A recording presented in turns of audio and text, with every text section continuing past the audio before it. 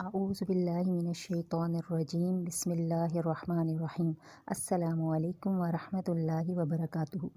آج جس عظیم المرتبت خاتون کی زندگی کی کہانی میں آپ کو سنانے جا رہی ہوں، اس میں ہمارے لیے بہت سے سبق ہیں۔ آپ کی زندگی کا تذکرہ ہر مومن خاتون کے لیے مشعل راہ ہے۔ زہد و تقوی، علم و فضل، شرف و عزت، فکر و دانش اور فہم و فراست کی خوگر ام المومنین حضرت صفیہ رضی اللہ تعالیٰ عنہ۔ حضرت صفیہ بنو نذیر کے سردار حوئی بن اخطب کی لاڈلی بیٹی تھیں۔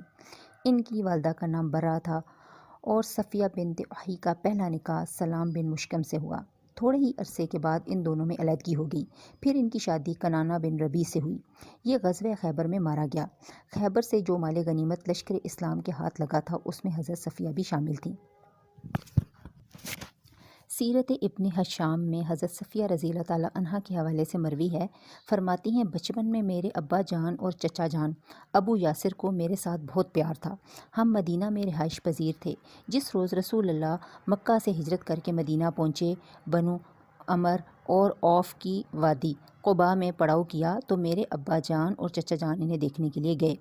جب واپس گھر آئے تو دونوں کے چہروں پر تھکاوٹ، اکتاہٹ اور مایوسی کے آثار نمایاں تھے۔ انہوں نے خلاف معمول میری طرف توجہ بھی نہ کی، حالانکہ پہلے ایسا کبھی نہیں ہوا تھا۔ میں انہیں دیکھ کر گھبرا گئی۔ چچا نے میرے ابا جان سے پوچھا، سناؤ کیا یہ وہی ہے؟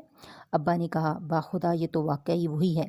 چچا نے کہا، کیا تم نے اچھی طرح پہچان لیا؟ ابا نے کہا، ہاں۔ چچا نے کہا، تیرے دل میں اس کے بارے میں کیا خیالات ہیں؟ ابا نے کہا، میں زندگی بھر اس سے عداوت کا رویہ اختیار کیے رکھوں گا۔ حضرت صفیہ نے یہ بغض و عناد اور کفر و الحاد سے لبریز گفتگو اپنے کانوں سے سنی۔ چنانچہ یہ بڑی دانشور خاتون تھی۔ ان کی نگاہ آنے والے کل پہ تھی۔ ان کے دل میں یہ احساس پیدا ہوا کہ یہ اس شخصیت کے بارے میں بول رہے ہیں جو امن و سلامتی کا پیغمبر ہے، جو کسی کو ستاتا نہیں، لیکن ان خیالات کا اظہار وہ اس گھر میں برملا نہیں کر سکتی تھیں۔ شب و روز یوں ہی گزرتے رہے۔ جب رسول اللہ صلی اللہ علیہ وآلہ وسلم صلح حدیبیہ سے واپس لوٹے، قریش نے اہل اسلام کو مکہ میں داخل ہونے کی اجازت نہیں دی تھی۔ یہ خبر پورے جزیرۃ العرب میں پھیل گئی تھی کہ مسلمانوں نے دب کر مصالحت اختیار کی ہے، ان کے حوصلے پست ہو چکے ہیں۔ خیبر کے یہودیوں کو جب پتہ چلا کہ مسلمانوں میں کمزوری پیدا ہو چکی ہے تو انہوں نے مدینہ پر حملہ کی تیاری شروع کر دی اور گرد و نواح کے یہودیوں کو اپنی مدد کے لیے دعوت دی۔ مدینہ میں آباد منافقین کے سردار عبداللہ بن ابی کو جب اس صورتحال کا پتہ چلا تو وہ بھی خیبر پہنچا اور اس نے سب کو برانگیختہ کرتے ہوئے کہا کہ اب وقت ہے مسلمانوں کی کمر میں خنجر گھونپنے کا۔ ان کے حوصلے پست ہو چکے ہیں۔ تمہارے پاس افرادی اور بارودی قوت ان کی نسبت کہیں زیادہ ہے۔ ان کے پاس نہ وافر مقدار میں اسلحہ ہے اور نہ ہی اتنی زیادہ افرادی قوت ہے۔ بس اس وقت کو کہیں ضائع نہ کر بیٹھنا، میں تمہیں خبردار اور ہوشیار کرنے آیا ہوں۔ رسول اقدس کو جب خیبر کے یہودیوں کی تیاری کا پتہ چلا تو آپ نے وہی 1400 افراد ہمراہ لیے جو عمرہ ادا کرنے کے لیے آپ کے ساتھ مکہ کے سفر پر روانہ ہوئے تھے، لیکن حدیبیہ مقام سے وہ واپس لوٹ آئے تھے۔ ان میں خواتین بھی شامل تھیں۔ آپ حدیبیہ سے ذوالحجہ میں واپس آئے اور محرم کے ابتدائی ایام میں لشکر کو لے کر خیبر کی طرف روانہ ہو گئے۔ آپ لشکر اسلام کو رات کے وقت لے کر خیبر پہنچے۔ آپ نے خیبر کی بستی سے باہری میدان میں پڑاؤ کیا۔ رسول اقدس کا یہ طریقہ کار تھا کہ جب بھی کسی قوم سے نبرد آزما ہونے کے لیے لشکر اسلام کی قیادت کرتے ہوئے جاتے تو رات منزل مقصود پر پہنچ کر پڑاؤ کرتے۔ رات کی تاریکی میں آپ دشمن پر اچانک حملہ نہیں کیا کرتے تھے۔ لشکر اسلام میدان میں پڑاؤ کیے ہوئے تھا، اہل خیبر کو پتہ بھی نہ تھا۔ جب وہ صبح کے وقت اچانک اپنے کام کاج کے لیے باہر نکلے تو لشکر کو دیکھ کر حیران رہ گئے۔ صبح کی نماز ادا کرنے کے بعد رسول اقدس نے مجاہدین کو تیاری کا حکم دیا۔ یہ صورتحال دیکھ کر خیبر کے یہودی گھبرا گئے اور لشکر اسلام کو دیکھتے ہی اپنے گھروں کی طرف بھاگے۔ انہیں بھاگتا ہوا دیکھ کر رسول اللہ نے نعرہ بلند کیا کہ خیبر ویران ہو گیا، خیبر ٹوٹ گیا، خیبر تباہ و برباد ہو گیا۔ اللہ تعالیٰ نے لشکر اسلام کو فتح و کامرانی سے ہمکنار کیا۔ خیبر کے سارے قلعے فتح ہوئے۔ حضرت صفیہ کا والد حوئی بن اخطب اور خاوند کنانہ اور دیگر بہت سے مشہور یہودی مارے گئے، کچھ گرفتار کر لیے گئے۔ آپ کے مشہور و معروف صحابی دحیہ کلبی نے رسول اللہ صلی اللہ علیہ وسلم کی خدمت میں عرض کی کہ مجھے قیدیوں میں سے ایک کنیز عنایت کر دیں۔ آپ نے فرمایا، جاؤ خود ہی منتخب کر لو۔ تو انہوں نے حضرت صفیہ کو اپنے لیے منتخب کیا۔ ایک شخص نے کہا، یا رسول اللہ، آپ نے صفیہ دحیہ کلبی کے سپرد کر دی ہے، حالانکہ وہ ایک سردار کی بیٹی ہے، آپ اگر اسے اپنے پاس رکھتے تو کہیں بہتر ہوتا۔ رسول اقدس صلی اللہ علیہ وسلم نے داہیہ کلبی سے کہا کہ تم کسی دوسری کنیز کا انتخاب کر لو، تو اس نے صفیہ کے خاوند کنعانہ کی بہن کو اپنے لیے منتخب کیا۔ رسول اقدس صلی اللہ علیہ وسلم نے صفیہ کو آزاد کیا اور اس سے شادی کر لی اور آزادی کو ہی ان کا مہر قرار دیا۔ جب لشکر اسلام خیبر سے واپس مدینہ کی طرف روانہ ہوا تو 6 میل کے فاصلے پر پڑاؤ کیا گیا۔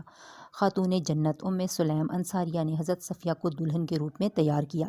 علامہ ذہبی اپنی کتاب میں لکھتے ہیں، حضرت صفیہ کے اوصاف بیان کرتے ہوئے لکھتے ہیں، وہ شریف، عقل مند، خاندانی، خوبصورت، دیندار، بردبار اور باوقار خاتون تھیں۔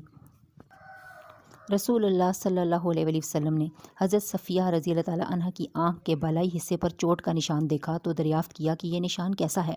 تو انہوں نے عرض کی، یا رسول اللہ، میں نے خواب میں دیکھا کہ چاند میری گود میں آ گرا۔ میں نے یہ خواب اپنے خاوند کو بتایا تو اس نے میرے منہ پر زوردار تھپڑ رسید کرتے ہوئے کہا، اس کا مطلب ہے کہ تم یثرب کے بادشاہ کو چاہتی ہو۔ حضرت صفیہ کی جب رسول اللہ صلی اللہ علیہ وسلم کے ساتھ شادی ہوئی تو اس وقت ان کی عمر صرف 17 سال تھی۔ ام المومنین حضرت صفیہ نے خیبر سے مدینہ منورہ تک رسول اللہ صلی اللہ علیہ وسلم کی رفاقت میں سفر کیا۔ آپ ان کے ساتھ انتہائی لطف و کرم سے پیش آئے۔ فرماتی ہیں، میں نے رسول اللہ سے بڑھ کر کسی کو حسن اخلاق کا خوگر نہ پایا۔ جب مدینہ میں کسی نے لشکر اسلام کے آنے کی اطلاع دی تو اہل مدینہ رسول اللہ کے استقبال کے لیے نکل آئے۔ مسلمانوں کے چہرے خیبر کی فتح کی خوشی سے چمک رہے تھے، منافقین کے چہرے اترے ہوئے تھے۔ ازواج مطہرات گھروں میں رسول اللہ کی آمد کا شدت سے انتظار کر رہی تھیں۔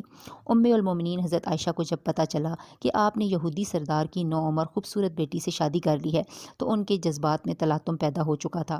نسوانی غیرت کا دل پر غلبہ ہوا۔ رسول اللہ نے بھی یہ مناسب نہ سمجھا کہ صفیہ کو لے کر اپنے کسی بیوی کے گھر تشریف لائیں۔ وہ سیدھے حارثہ بن نعمان کے گھر تشریف لے گئے اور وہیں قیام کیا۔ مدینہ کی خواتین نے اس نئی نویلی دلہن حضرت صفیہ کو اسی گھر میں آ کر دیکھا۔ جس نے بھی دیکھا اس نے تعریفی کلمات ہی ادا کیے۔ کچھ دیر سستانے کے بعد حسب عادت رسول اللہ اپنی لاڈلی بیٹی حضرت فاطمہ الزہرا کے گھر گئے۔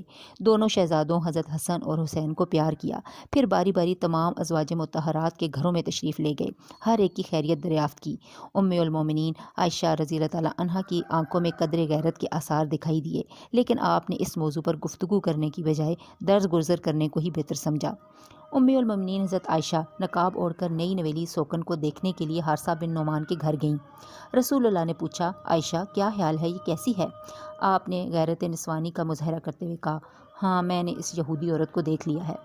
آپ نے اپنی چہیتی بیوی حضرت عائشہ سے کہا، عائشہ اس کے بارے میں یہ کلمات نہ کہو، اس نے اسلام قبول کر لیا ہے، اب یہ یہودی نہیں رہی۔ اس سلسلے میں حضرت عائشہ اور حفصہ دونوں ایک دوسرے کی رازدار تھیں، اکثر اس قسم کے گھریلو دکھ سکھ میں تبادلہ خیال کر لیا کرتی تھیں۔ ام المومنین حضرت عائشہ اس قسم کے جذبات کا اظہار رسول اللہ صلی اللہ علیہ وسلم کے ساتھ انتہائی محبت اور تعلق کے خاطر کی بنا پر کیا کرتی تھیں۔ شادی کے بعد حضرت صفیہ نے دیگر ازواج مطہرات کے ساتھ کس قسم کا سلوک کیا، یہ انشاءاللہ ہم نیکسٹ ایپیسوڈ میں دیکھیں گے۔ السلام علیکم ورحمۃ اللہ